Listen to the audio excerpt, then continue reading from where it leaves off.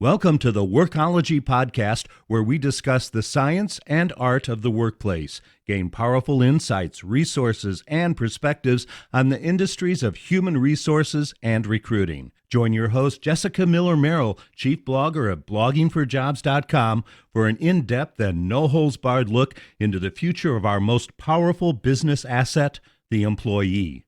And now, welcome your host, Jessica, with this podcast episode of WORKOLOGY. Leadership is a topic that permeates the workplace, and yet 77% of organizations indicated that their leadership strategy was only somewhat or not at all aligned with their business strategy.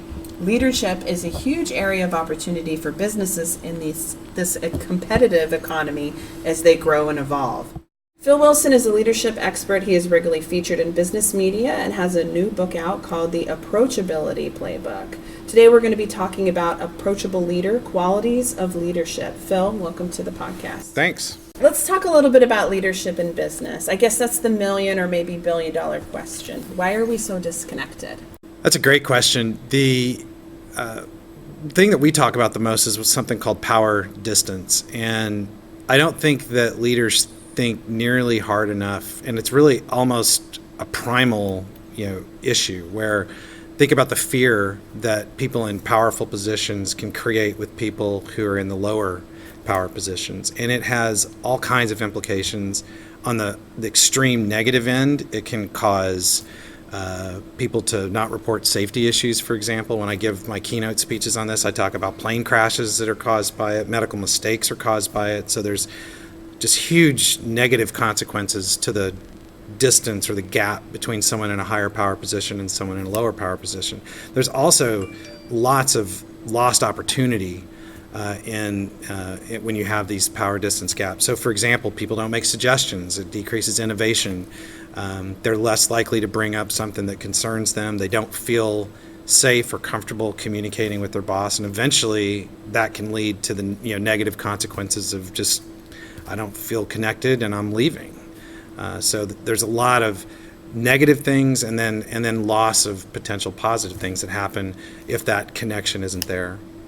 So approachability is about connection and relationship, and if we don't have those things, it leads to disengagement, or people are fearful of engaging or talking to their leaders. Yeah, exactly. That's a great way to summarize it. So why is it so important? I mean, fear versus being approachable. So it's an absolute, to me, it's the fundamental difference between someone who's going to succeed as a leader and someone who's going to fail. And actually the way that I got into the whole notion of approachability was myself asking that questions. In our consulting practice, we go in and we work with companies that are, literally in employee relations crises. And over the years of working with leaders in those organizations and kind of asking what went wrong and what could have prevented those problems, I had to answer the question for myself: is what's the difference between someone who's going to succeed and fail? And you can't tell off a resume a lot of times. The people that you think would be successful a lot of times fall flat on their face. And then there's people that you actually sort of in a desperation moment promote into a position that turn out to be wildly successful. And I was asking myself, what is that difference maker? And long story short, went down a lot of rabbit trails, but ultimately landed on this behavior of being approachable. And it creates, if you get this right, it's underneath so many other leader behaviors. And there's been a lot of research over the years done on different leader behaviors that are successful, but very few people have researched approachability. And we've just begun researching approachability, but when you start digging into data, it's incredible how many positive other leadership traits that we know can help make you successful. Underneath all of them is this behavior of being approachable. What is a employee relations crisis? You mentioned that. Kind of walk us through maybe some scenarios that you've encountered in your consulting work. Yeah, so my last book is called Left of Boom, but what I talk about are boom events in companies. And so a boom event in a company can range anywhere from, it could be an accident that hurts or kills somebody. It can be a lawsuit or a complaint, that you've treated somebody or a group of people unfairly. all the way up to a union organizing campaign. My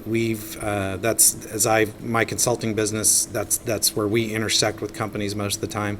And when you think about a union campaign, I like to say people don't wake up in the morning thinking the only thing missing from my life is I'm not a Teamster, right? So you decide to do that as an act of desperation. I mean, it's not, I don't think, too big of an exaggeration to compare it to like a divorce, right? And you have a relationship with your company, and you've basically decided I've tried everything else, and the only thing I can think of is to end the direct relationship with my company. And so the key around approachability is can you rebuild that bridge? Can you create the right opportunities where people feel comfortable resolving concerns and feel comfortable coming to their boss? And it literally is that first level leader relationship that is absolutely critical. And we've all probably seen organizations where you may not agree with what's going on at corporate, you may not agree with the direction of the company. If you like your boss, you will deal with all that stuff. And then the flip side is you can work for the best company, best place to work, high flying stock, and people will leave those companies because they have a bad relationship with their immediate boss. And so that's why this approachability behavior is the lever point. Is it just being nice to people, or what is the business case for approachability? Yeah. It's not just being nice. Actually, you can be, one of the first things we ask when we do our workshops is we ask people to think about leaders in their life that have been influential. And we try to tie those stories into this approachability behavior. But many of those leaders, I mean, I've had people talk about like boot camp, sergeants and people that are really, tough leaders. Those folks, though, still have a lot of approachability behavior in them. So we teach a connection model and the buckets of connection. So you can still be tough as long as you are open to somebody coming to you, right? In fact, you can have really high standards, and there's a lot of people whose stories about leaders that influence them relate to this idea of, I know that they push me hard, they make me mad sometimes, that they're really tough, but it's all coming out of a place of they may know that I can be so much better than even I think that I can be. So it's not about being nice, but it is about being somebody that I feel comfortable coming to, someone that I know is going to give me the straight answer and going to give me good feedback, someone who's going to listen to me and understand me. And then the third component is someone who's going to develop me, someone who's going to be concerned about my growth and development. And so that's not about being nice. That's not to say that being approachable can't be being nice, but it's definitely not a requirement. Well, let's take a little bit of a reset here. This is Jessica Miller-Merrill, and you're listening to the Workology podcast powered by Blogging for Jobs. Today we're talking about approachable leadership and qualities of what make a great leader great with Phil Wilson. And you can follow Phil on Twitter at ApproachableDoctor with just a DR. Let's talk a little bit about your new book, The Approachability Playbook. In this book, you talk about the 3 elements of connection between a leader and those that can lead. Can you walk us through those? Yeah, sure.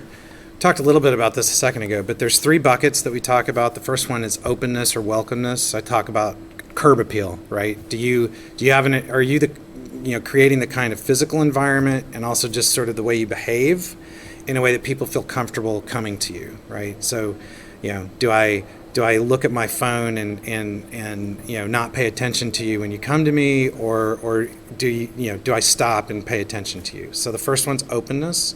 The second one is understanding, which really comes down to empathy. And am I actually actively listening to you when and this is in particular when you're coming to me with a concern, listening to you not with the idea that I'm trying to solve your problem, but listening to you to really prove that I understand your problem.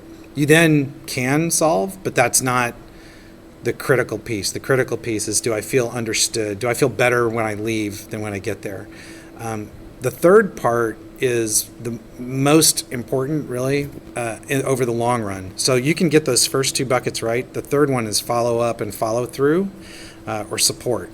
And you can be open and have a great bedside manner, right? When someone comes to you, you can listen and understand. But if you agree to do things and you don't do it, over the long term, that's almost worse than sort of being unapproachable on the front end, right? Because you're really kind of lying to people. And so what we teach is that you have to get all three of those right. So it's your environment, your understanding, and then do you do what you say you're going to do? I think that's so important because the follow-through piece is key. Like, you have this great conversation with your boss, you're really energized, you're really excited, and then nothing happens. Yeah. Right? That's such a kill. Yeah. For your career or for just your engagement as an employee. And an employee will understand that, like, the first time, right? Hey, my boss is really busy. Yeah, I get it. Sometimes things fall through the cracks. But if you have a series of those events, I mean, at some point you're like, why would I even bother myself with going in and talking to my boss, right? They just pat me on the head, they tell me what I want to hear, and then they never actually follow through on what it is that that they say they're going to do. I'm not even going to talk to them. And I mean, it creates, going back to the beginning, right, a power distance, that really widens the power distance gap because you don't feel like you can trust them. So let's say that you're a leader and you have not followed through, but you want to make a change. How do you earn that trust back and prove to that employee that you're going to do what you say that you were supposed to do? Yeah. Great question. And this is when we do a workshop, the very last thing that we do, we have a slide actually of a guy with his arms crossed going, oh yeah, while you were in your fancy pants, leadership training, we were out here working, right? Like you've got this history with people that you have to, in some cases, probably overcome. What we talk to leaders about is, you have to make that first step, right? And you also have to expect, if you haven't been behaving, the right way over a period of time, it's going to take a while for people to really buy that you're changing, that you're into this. The types of things that we teach folks to do is acknowledge that there is this past and that you are trying and that you really appreciate so for someone to bring it up, they have to notice that you actually did something different, right? So you're going to acknowledge, hey, look, first, I am really glad that you've noticed that I'm working on this, right? Because I went through this training and I am working on it. And hey, I understand that this is probably going to feel a little weird and it's a little different, and I'm working on it. What I need for you, so thinking about shrinking power distance and making it safe to talk to me, is I need your feedback. I need you to tell me. So tell me if you feel like I'm backsliding. Tell me if you feel like I'm doing good. I need to know, because this is new for me too. If you approach it that way, you'd be amazed at people will give you a shot. They will give you honest feedback as long as you make clear that you're comfortable with it and that you want it. The hard part is for folks that, and it's typical, right? You go to a training class, you're excited and energized when you come out, you try it for a minute or a day or two or whatever, and then you go back to you slide. That is most typical. And so we work hard. We have what we call a 60-day challenge at the end of our workshops, but where you commit to doing a series of activities for the first 30 days, you get back together with a peer to talk about how that went. You have another series of activities for the next 30 days. For you to make it a habit, you gotta practice, and you have to expect that you're gonna have obstacles, and that what's your plan to overcome those. So what are some things that HR and recruiting leaders can do to get started to create maybe a culture of leadership at their company or for their own teams? It starts at the top. I can tell you, we train in a lot of different organizations, and there's varying levels of success, right? If you're only talking to first level leaders, but the folks at the top aren't also kind of into it, I'm not saying you can't make progress. You can make a lot of progress just upskilling the first level leaders, but for it to really change the leader culture, it's got to start at the top. And so that's step one, is make sure that there's a commitment at the top. Going back, you mentioned earlier about the ROI of all this. We did a white paper on the ROI of approachability. If you can't make the business case, and this is a problem that HR folks and leadership, training and development folks, we struggle with this, right? You got to make the business case for doing this. And if you don't have a story around, look, it's going to improve our ability to innovate, it's going to reduce turnover, it's going to create increased engagement. If you don't have that proof, it's not going to get buy-in from the top, because at the top they're worried about the business. So I think those are the two components. You got to get top leader buy-in, and to get it, you're going to have to make a business case for doing it. Now, the good news is there's a terrific business case for approachability. It has massive impacts in a business if you can get folks to do it. Well, Phil, thank you for joining us today. Where can people go to learn more about you and what you do? Easiest place is to go to approachableleadership.com. If you're interested in the playbook, you can also go to alplaybook.com. Both of those places will take you there, but those are the two easiest places. And then the Twitter handle is @approachable_leader, which is and leader is just LDR. So the word approachable LDR.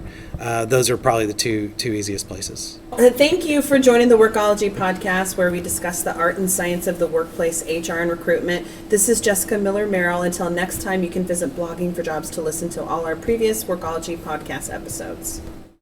Production services for the Workology podcast with Jessica Miller-Merrill provided by TotalPicture.com.